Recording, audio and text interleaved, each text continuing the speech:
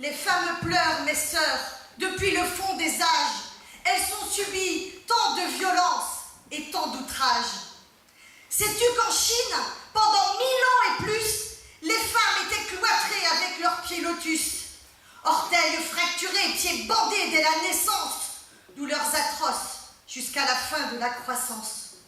Prisonnières de leurs petits pas vacillants, esclaves des parents, du mari, des enfants, 1 milliard ont subi cette mutilation, l'érotisme servant de justification. Elles ont été abîmées, torturées, estropiées. Alors, mes sœurs, elles pleurent. Sais-tu que 6000 sont excisées par jour, volées à jamais du plaisir de faire l'amour? Sexe écartelé, on tranche leur clitoris, vulve cadenassée avec une cicatrice. Quand à peine pubères, on leur donne un époux, elles sont déchirées même si leur mari est doux. Enfanter signifie infection et souffrance, et parfois même la mort s'invite à la naissance. Elles ont été amputées, mutilées, suppliciées. Alors, mes sœurs, elles pleurent. Sais-tu tout ce que les femmes doivent endurer? Les religions n'ont cesse de les rabaisser. Ici et ailleurs, elles sont victimes de viols. Aux fillettes, on interdit d'aller à l'école.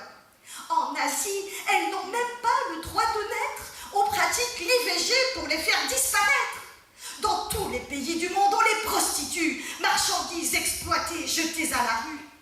Elles ont été rabaissées, opprimées, suppliciées. Alors, mes sœurs, elles pleurent.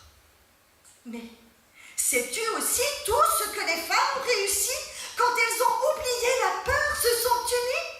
Criant non Passaran, elles résistent au fascisme, elles lancent des printemps contre l'islamisme. Hier, les suffragettes avec le droit de vote, aujourd'hui, les fémènes ou les Pussy Riot. Partout, de par le monde, des femmes se lèvent, luttant avec des mots plutôt qu'avec des glaives. Et si elles sont écoutées, libérées, respectées, elles sécheront leurs pleurs, mes sœurs. Alors, hommes et femmes de toute culture et toute couleur, êtres humains de toute religion et toute nation, oublions les mots inférieurs et supérieurs, eux qui donnent sens à celui de domination. Accès à l'éducation, égalité des chances, autonomie de décision, liberté de conscience, intégrité des corps, égalité des droits. Et le monde tournera alors, enfin, à l'endroit.